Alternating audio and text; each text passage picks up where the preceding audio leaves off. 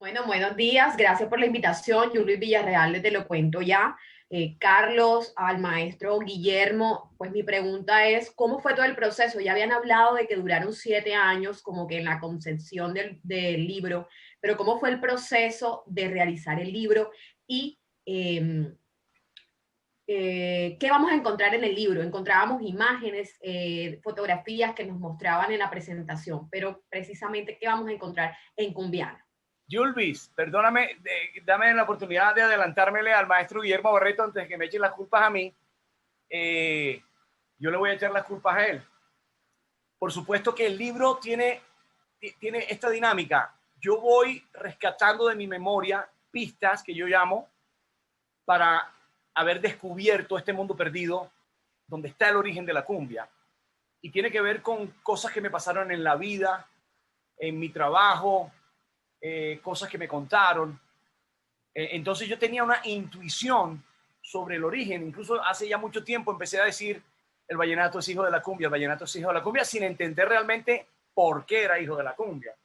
Pero había una cosa intuitiva, que es el solo hecho de oír cumbias y vallenatos me hablaba de una familiaridad. Incluso se regaba hacia el porro, hacia los chandés, hacia la música que al final terminamos escogiendo, esos patrones que terminamos escogiendo para hacer nuestro pop, nuestras canciones de hoy, tiene que ver con este territorio que yo llamo cumbiana. Entonces este libro, que al principio iba a tener de mi parte una especie de prólogo largo donde yo presentaba esta historia con Guillermo y luego nos afincábamos con los datos históricos de las investigaciones del profesor Guillermo Barreto y terminamos sumándole un poco esas pistas que con el tiempo yo me fui haciendo que de manera intuitiva, y en el libro yo te las voy a contar y apuntarla el historiador con un dato histórico que de alguna manera cierra y demuestra un poco esas teorías que vamos soltando de lado a lado de lo americanista que llamamos, creo, no conozco si se ha llamado las corrientes antes de este libro,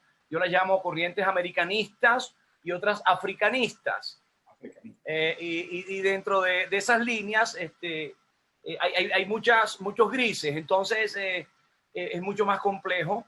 Y entonces fue eso, Guillermo me leía en la prensa, en mis entrevistas, que yo hablaba del tema, y entonces como él estaba en Santa Marta, conocía a mi familia, me hacía llegar datos, me hacía llegar fotocopias de sus investigaciones, de sus pensamientos, de lo que había dicho Orlando Fals, de lo que había dicho Gerardo Pombo, de lo que había dicho los historiadores y lo que pensaban un poco y cómo se había ido perdiendo el verdadero origen, cómo ya estábamos narrando la cumbia a partir de la llegada de los esclavos africanos a América. Se volvió, es lo que más encontramos en la internet, y nos teorizaron de afuera y hemos repetido de afuera sobre la cumbia, teniendo grandes escritores, historiadores, sociólogos que ya nos habían contado esta historia,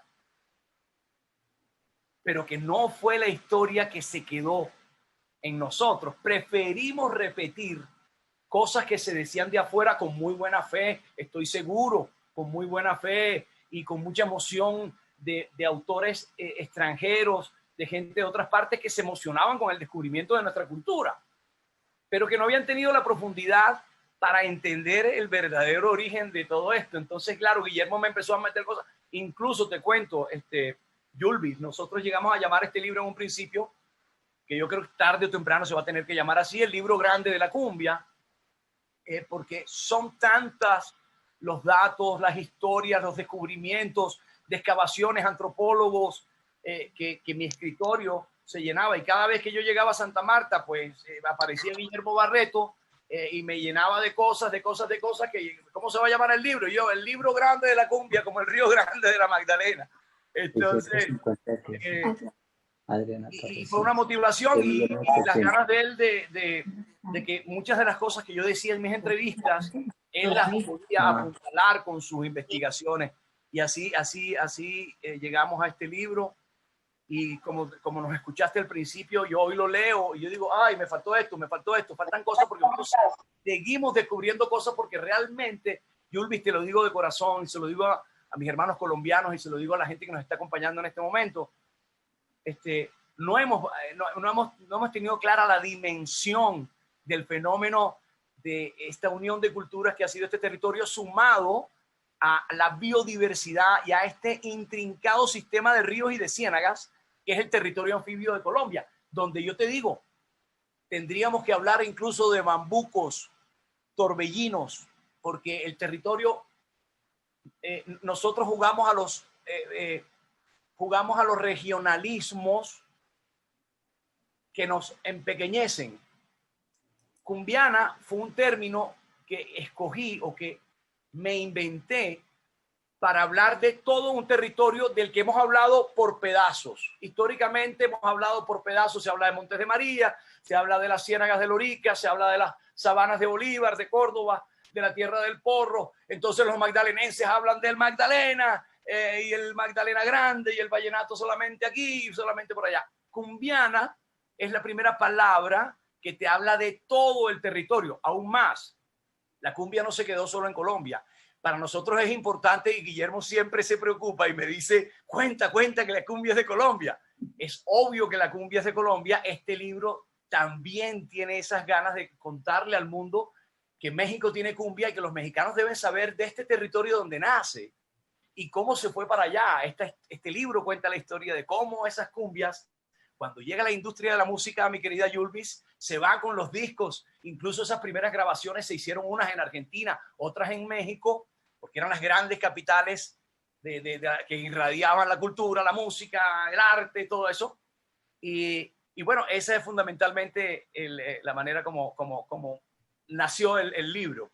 Por supuesto, Andrés, que es hoy nuestro presentador oficial, nos apoya en el estilo, nos apoyó mucho en el estilo, en encontrar ese estilo, donde yo cuento mis experiencias y el profesor apuntala con el dato histórico. Y bueno, así lo logramos. Pregunta Vicente Moro. Carlos, el profesor Guillermo, ¿cómo están? Buenos días. Pues de Caracol Radio. Dos cosas, dos puntos importantes. La música, tú lo acabas de decir, la cumbia es colombiana y hay que contárselo al mundo. Con este libro buscamos nuevamente que nos reconozcan para ti, Carlos Vives. Y para el profe, el libro es informativo, es narrativo, es novela, es descriptivo. ¿Bajo qué esquema se escribió? La cumbia, nuevamente, no es de Colombia. La cumbia es colombiana. Yo, en el año 2010, estaba parado Carlos Vives en la esquina del Teatro Santa Marta, viendo porque estaban construyendo el Teatro Santa Marta. Y ya yo había hecho una investigación durante varios años y me había ubicado a recoger la información de Carlos Vives, todo lo que decía Carlos Vives, y había una parte donde Carlos peleaba en México, en una entrevista en México, donde decía que la cumbia era colombiana, que la cumbia no era mexicana, y que había nacido en el país de Bocabuy. Y a mí yo dije, entonces el día que yo vi a Carlos parado ahí, me le acerqué y le dije, Carlos, leí una cuestión tuya que tú hablas de la cumbia, que tuviste una cuestión en México, una entrevista y les decía que no era mexicana. Además, tú hablas del país de Bocabuy. Pero yo, para tocarle la fibra a Carlos, ese día le dije, Carlos, la cumbia no solamente nace en el país de Bocabuy, sino nace entre las estribaciones de la Sierra Nevada y el país de Bocabuy. Y me dice, hablamos el martes. Ese tema me gusta a mí. Y el martes, pues eso fue un viernes y hablamos el martes, hablamos como 4 horas por teléfono. Y ahí Carlos empezó a hablar y a desarrollar y empecé a mandarle todo a eso. Me tocó tocarle la fibra.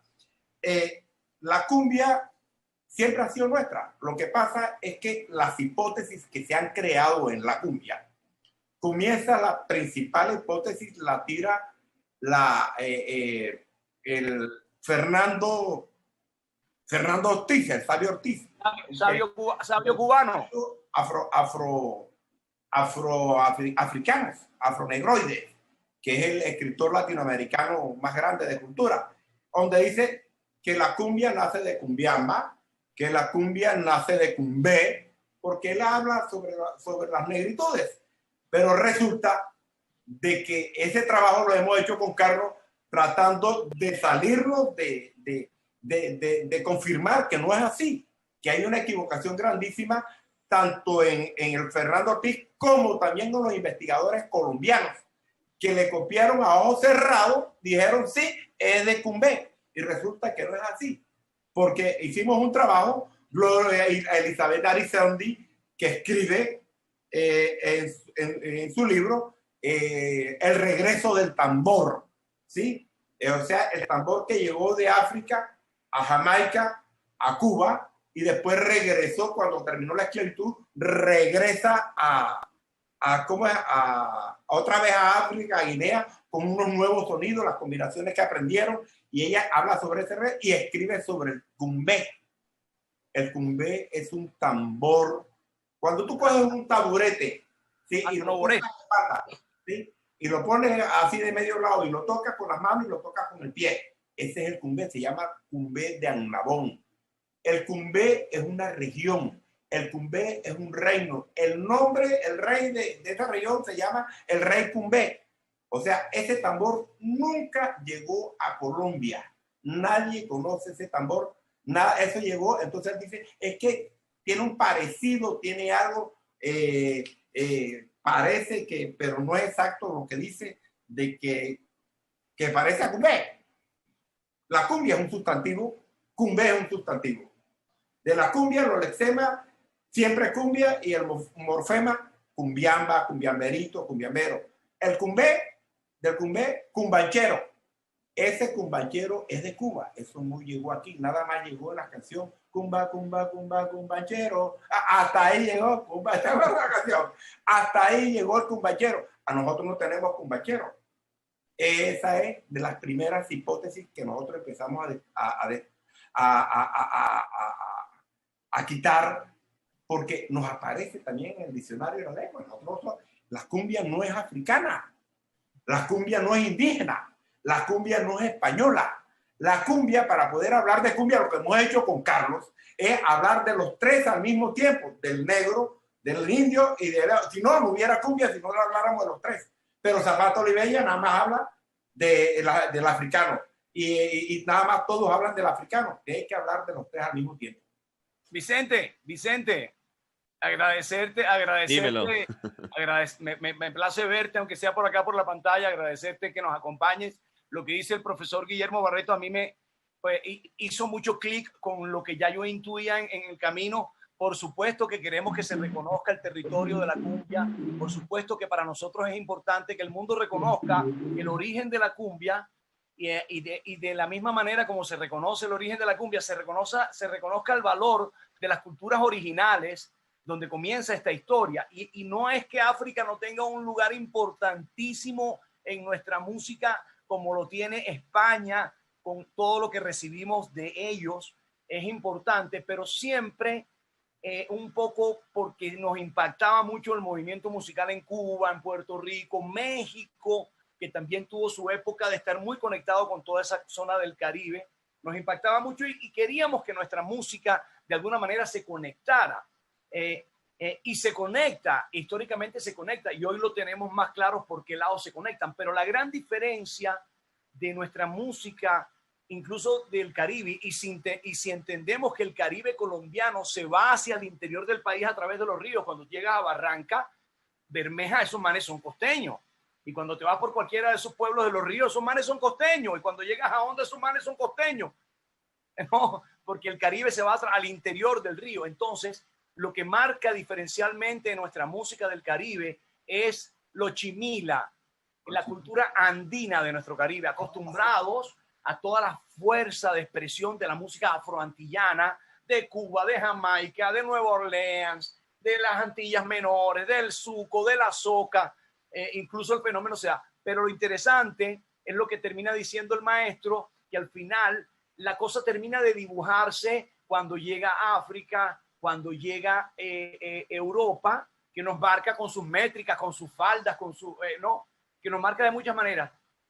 Y recorriendo el territorio anfibio, lo que yo llamo cumbiana, uno entonces se da cuenta cómo en esos asentamientos donde llegó la cultura africana, en Lorica, en El Paso, Cesar, en Cartagena, en Palenque, vemos cómo lo africano da un matiz y se casa con lo indígena y con lo europeo, Y por eso es la riqueza que tenemos nosotros. Por eso el libro no solamente habla de la cumbia como un ritmo específico, con una métrica específica que se baila de una manera específica, sino habla de un territorio muy, muy rico, muy loco de historias y de música. Y es lo que nosotros llamamos cumbiana, como una nueva palabra para agregarle a ese diccionario. Vicente, pero sí, por supuesto, cuando el maestro decía que yo me peleaba en México porque me decían que la cumbia era mexicana y yo me ponía bravo. Claro, yo al principio me ponía bravo porque ni siquiera entendía la dimensión de esto. Hoy me pongo orgulloso de ver el poder de la música colombiana en esos años, como en esos años 60 y en esos años 70, la música colombiana se fue por el mundo, cómo apareció la industria de la grabación y se llevó esa tradición oral al principio y se regó a tal grado que hoy allá no saben que la cumbia nace en este país anfibio que es más del 30% del territorio colombiano. Bueno, pregunta ahora Andrea Zuleta de la Norte FM y luego María Vesga de Cromos. Andrea. Buenos días, Carlos, y todos los asistentes de esta rueda de prensa. Carlos, yo quiero saber para ti cuál es la diferencia entre la tierra del olvido y el perdido de Cumbiana. Gracias, Andrea, bienvenida. No, es el mismo mundo. Uno más intuitivo, el otro más conociéndolo, ¿sí? Yo cuando empecé a grabar mi música dejé de cantar, digamos, las baladas que la industria de alguna manera me había invitado a cantar en esa época cuando me fui a Puerto Rico y que volvía y que vivía muy conectado con mi país porque también tantos años de televisión, muy cercano a un costumbrismo, muy cercano a las temáticas colombianas, pues me hacían extrañar un poco mi trabajo desde la localidad. Por eso, aunque nos estaba yendo muy bien con la música, con las baladas y todo eso, yo sabía que había algo en mí que buscaba ser mucho más auténtico y hacer sentir mi localidad y encontrar mi estilo como artista, mi razón de ser incluso social como artista. Y eso lo llamé la tierra del olvido. Dije, me estoy apartando de mi tierra se volvió el olvido para mí, me estoy olvidando de esto, de las cosas que me enseñó mi papá, de los amigos de mi papá, de los viejos que conocí, de los juglares. Entonces lo llamé la tierra del olvido, porque era una cosa personal de empezar a olvidarme de lo mío. Y entonces fue como mi posición en mi vida de crear un movimiento local que se creó en ese momento con muchos artistas y muchos músicos en ese momento, de empezar a producir yo también otros artistas, como lo hacemos hoy. Y lo llamé la tierra del olvido para seguir apoderando de mi tierra del olvido, para seguir tomando posesión de mi tierra del olvido. Y hoy lo veo más claro, hoy le he encontrado un nombre, porque al final es la cumbia como fenómeno cultural el que está en el origen de todo lo que hemos hecho nosotros, ¿sí? Entonces es como cumbiana rescatar ese mundo perdido que empieza con el origen americano, que la primera historia se cuenta desde aquí, cuando no ha llegado nadie a este territorio todavía. Entonces eso es cumbiana. Mi cumbiana es mi tierra del olvido, es donde yo entonces decidí trabajar y tengo mi fundación, trabajo y has hecho un paralelo obligado. Tengo una pregunta para el profesor Guillermo y para Carlos, y es cómo fue el proceso de escritura de este libro. ¿A cuántas manos? Cuando uno escribe, eso no es tan fácil, negociar quién escribe qué parte. Y la otra pregunta que tengo es si se enfrentaron al dilema al que nos enfrentamos muchas veces los que escribimos, y es a la hoja en blanco, o tenían muy claro cómo comenzar este libro. El proceso descriptivo es a dos manos, a dos voces, pero con la velocidad de Carlos. Los temas históricos están inmersos en toda la historia que describe Carlos. Carlos hace algo muy particular que yo nunca lo había visto. Él relata su historia, su vida, cómo llegó a ser Carlos Vives desde pequeño, desde Carlos Vives niño a Carlos Vives ahora. Pero Carlos Vives, para poder llegar a Carlos Vives ahora, entra en un proceso a contar todo desde niño, desde que él empieza a oír a sus abuelos, empieza a oír a su papá, a los amigos de su papá, todo lo que lo iba nutriendo día a día con la música y con las historias, hasta historias de fantasmas que lo vuelven creativo a él, por eso lo vuelven personajes, lo hacen crear personajes. Y dentro de todos esos personajes y dentro de toda esa música, él empieza a crear música de acuerdo a sus historias, a sus sentimientos, a lo que él evoluciona artísticamente. Entonces, esa cantidad de situaciones que vive Carlos también están metidas en la historia de la cumbia, que se fueron metiendo, pero él no las había visto así. Las empieza a ver cuando empieza a conocer el mundo perdido que no conocía. ¿Sí? Y empieza a involucrarlas en toda su historia y hace una combinación. Y sea una combinación a dos manos y de rectificaciones, y esto sí, y esto no, y volteemos esto. El libro eso lo volteó como 3 veces. Porque si Carlos es esto y todo lo quiere mejor y lo quiere mejor, lo volteó como 3 veces. Y corrige aquí, y corrige acá, y vuelve otra vez, y le falta esto, y que no se te quede esto, y que no se te quede esto. Esto tiene una serie de situaciones que se presentan a nivel del computador, porque ver a Carlos hay que cogerlo en un avión volando. Entonces, eso estábamos en contacto a través del computador, y hay que corregir esto, y hay que corregir esto, y hay que corregir. Así fuimos haciendo los más. Sí, María, gracias por estar aquí, María. Y sí, no, por supuesto que Guillo Tacadea, yo tengo la emoción, ¿sabes? A mí y acaba de decir Guillo algo que estaba pensando mañana, que al final parece sí que yo estuviera contando cosas como que puedo ver en el libro mi vida un poco, porque al final recuerdo momentos que son de todos los tiempos, unos que cuando uno es chiquito muchas cosas se olvidan hoy, pero otras se quedan como que se quedan ahí. Entonces fue como seleccionando esos recuerdos y de alguna manera quedó como una estructura de vida mía, que lo dice el maestro ahora y lo pienso. Y un poco en la academia de Guillermo, uno es más, y yo motivado más por el afecto, siempre el afecto en mi trabajo ha sido como mi norte, el recordar la gente, cosas que me dijo gente o que me quiso mucho, o que yo quise, o que no olvidé. Entonces, yo creo que queda la mezcla de esos dos estilos. La página en blanco, no, todo lo contrario, porque incluso a veces me atreví a contar cosas que están en el libro que parecería que no tienen el rigor histórico para uno decirlos, ¿sí?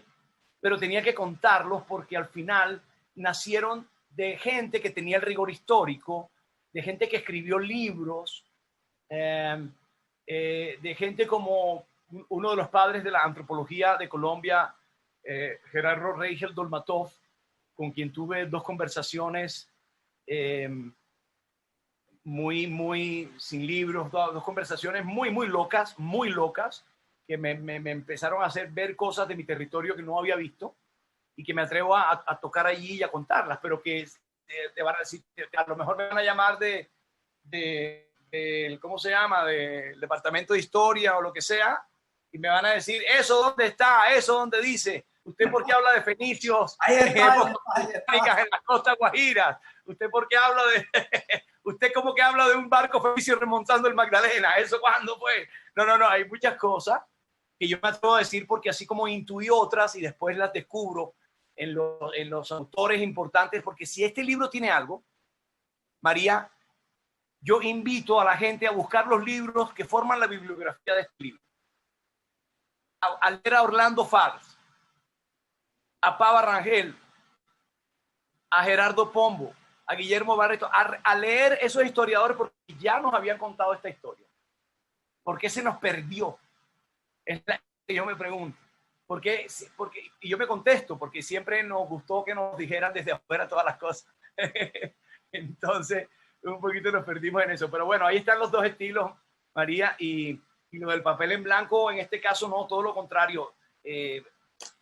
se demoró este libro en salir un tiempo porque cada vez que yo enviaba esos textos y Andrés corregía y la corrección de estilo y lo otro, y yo pensaba que ya no, devuélvame esa vaina, que ya no, que esto, es que no puedo dejar por fuera este. Y así me he podido pasar toda la vida y este libro nunca haber salido, ¿no? Y haberme quedado con una cosa así de este tamaño, como los libros que me mandaba el profesor Guillermo Barreto, que no me cabían en el escritorio.